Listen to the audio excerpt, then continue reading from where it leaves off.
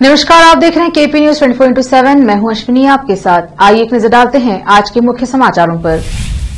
राज्य में 40% सरकार है, ननायकी कार्यक्रम में जमकर बरसी प्रियंका गांधी। कर्नाटक के मुख्यमंत्री बोम्मे ने कांग्रेस के ननायकी अभियान का उड़ाया मजाक, प्रियंका गांधी ने किया पलटवार। 200 यूनिट मुफ्त बिजली के बाद कांग्रेस ने की बड़ी घोषणा, सत्ता में आते ही महिलाओं को मिलेगी सुविधा, डीके शिव कुमार ने की घोषणा। कर्नाटक के मांड्या में संक्रांति अनुष्ठान के दौरान 12 लोग झुलसे। प्रधानमंत्री का राजधानी दिल्ली में मेगा रोड शो, सड़कों पर भारी संख्या में दिखे मोदी प्रशंसक।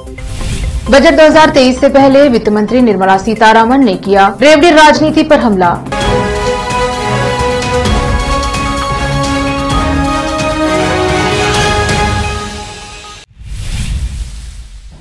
अब समाचार विस्तार से।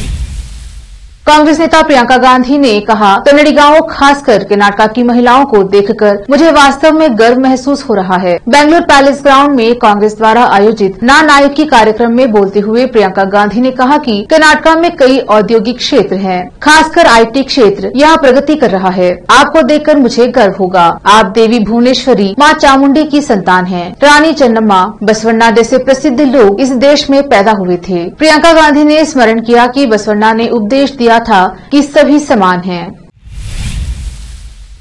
कर्नाटक में विधानसभा चुनाव से पहले चिर प्रतिद्वंदी भाजपा और कांग्रेस में जुबानी जंग तेज हो चुकी है। राज्य के मुख्यमंत्री बसवराज बोम्मे ने सोमवार को हुबली में प्रियंका गांधी वाड्रा के ननायकी अभियान का मजाक उड़ाया। बोम्मे ने कहा कि कांग्रेस महासचिव की ऐसी स्थिति हो गई है, उन्हें खुद घोषणा करनी पड़ रही है कि वह एक नेता हैं। मुख्यमंत्री ने कहा कि उनके साथ कोई महिला रैली नहीं कर रही है, इसीलिए उनको खुद ननायकी अभियान की घोषणा करनी पड़ी। आगे उन्होंने कहा कि कर्नाटक की महिलाएं उनके आह्वान को स्वीकार करने के लिए तैयार नहीं हैं। बोम्मे ने कहा, प्रियंका को आने दीजिए, बहुत से लोग बेंगलुरु आते हैं, मुझे कोई आपत्ति नहीं है, कार्यक्रम ठीक से हो, लेकिन एक बात जो मैं समझ नहीं पा रहा हूँ कि उनके अभियान का शीर्षक ननायकी क्यों है। बोम्मे यही नहीं रुके, उन्होंने कहा, आज लोगों को प्रियंका गांधी की फोटो लगाकर ननायकी कहना पड़ रहा है। ऐसी स्थिति आ गई है कि प्रियंका गांधी को खुद को महिला नेता घोषित करना पड़ रहा है। कर्नाटक में इसी साल मई में विधानसभा चुनाव होने हैं। इससे पहले कांग्रेस ने यहाँ बड़ा दांव खेला है। 200 यूनिट मुफ्त बिजली के बाद पार्टी ने राज्य में महिलाओं के लिए भी बड़ी घोषणा की है। सोमवार को राज्य कांग्रेस प्रमुख डीके शिव कुमार ने कहा, अगर कांग्रेस सत्ता में आती है तो यहाँ महिलाओं को बुनियादी आय के रूप में गृहलक्ष्मी योजना के तहत 2000 रूपए दिए जाएंगे। रविवार को मांड्या जिले में संक्रांति समारोह के दौरान मवेशियों को आग पर चढ़ाने की रस्म किच्चू हाईसूड़ू के दौरान 12 लोग झुलस गए। एक युवक को गंभीर चोटें आई हैं। सभी घायलों को इलाज के लिए मांड्या आयुर्विज्ञान संस्थान में भर्ती कराया गया है। चिरानहल्ली होसहल्ली स्वर्ण सांद्रा लेआउट से रिपोर्ट की गई है। बताया जा रहा है कि घायल बैलों के साथ भाग रहे थे, तभी आग ने उन्हें अपनी चपेट में ले लिया। आरोप है कि यह कार्यक्रम बिना किसी एहतियाती उपाय के आयोजित किए गए थे। शिवसेना के नेता और महाराष्ट्र के पूर्व मंत्री आदित्य ठाकरे ने सोमवार को कहा कि यह बताया जाना चाहिए कि मुंबई में लगभग 400 किलोमीटर सड़कों के कंक्रीटीकरण का प्रस्ताव किसने रखा। कुछ दिन पहले उन्होंने सड़कों के मरम्मत कार्य में अनियमितताओं का आरोप लगाया था। ठाकरे ने संवाददाताओं से बातचीत के दौरान यह भी पूछा कि क्या सड़क कार्यों को पूरा करने की कोई समय सीमा है। उन्होंने कहा कि जब बृहद मुंबई महानगर पालिका में कोई जनप्रतिनिधि, महापौर या स्थायी समिति नहीं है तो यह कितना उचित है कि प्रशासन सड़कों के कंक्रीटीकरण का प्रस्ताव करे और खुद मंजूरी दे।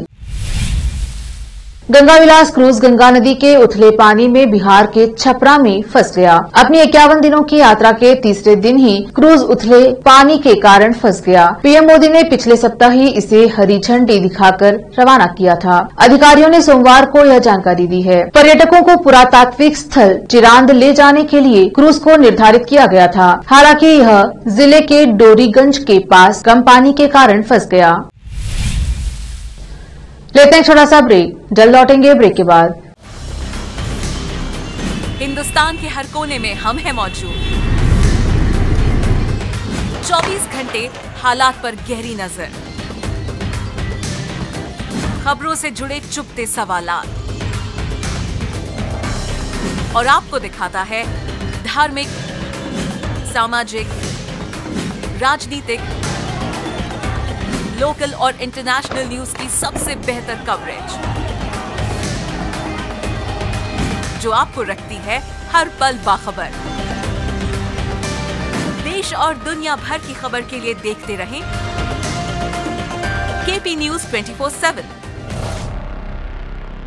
ब्रेक के बाद स्वागत है आपका। देखते हैं आगे के समाचार।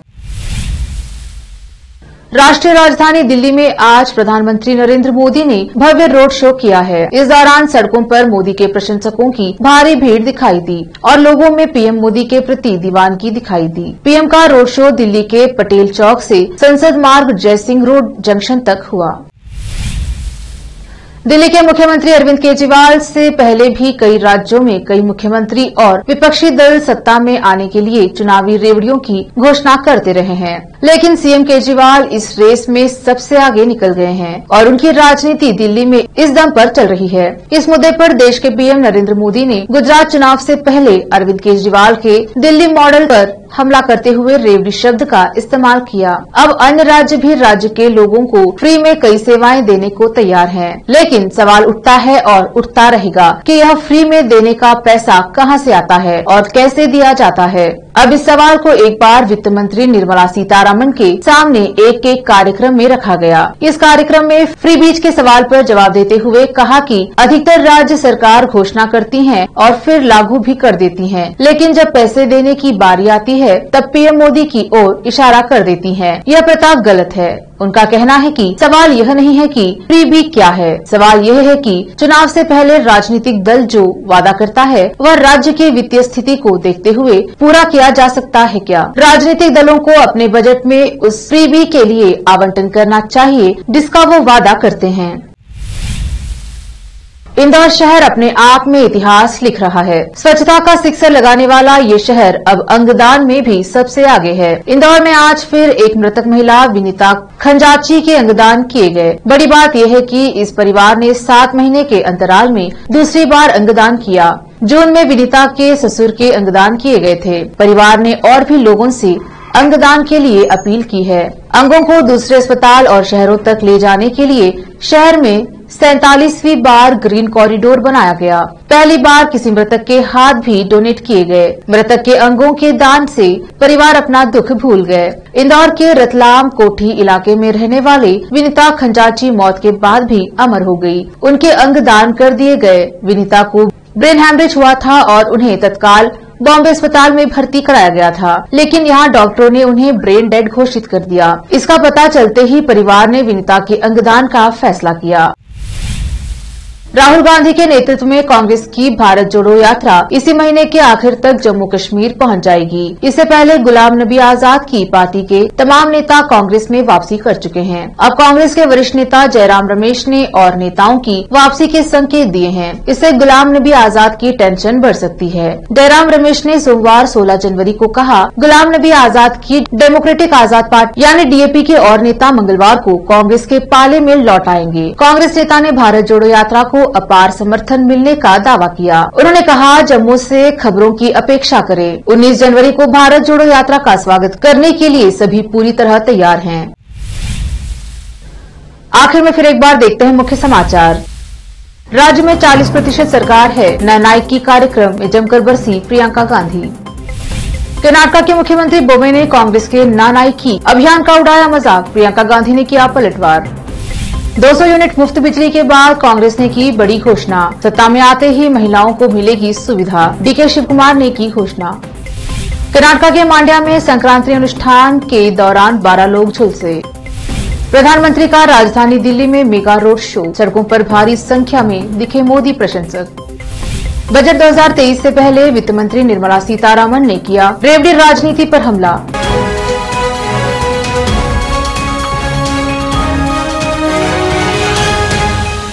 केपी न्यूज के 9 बजे के बुलेटिन में आज इतना ही। देखते रहिए केपी न्यूज 24/7।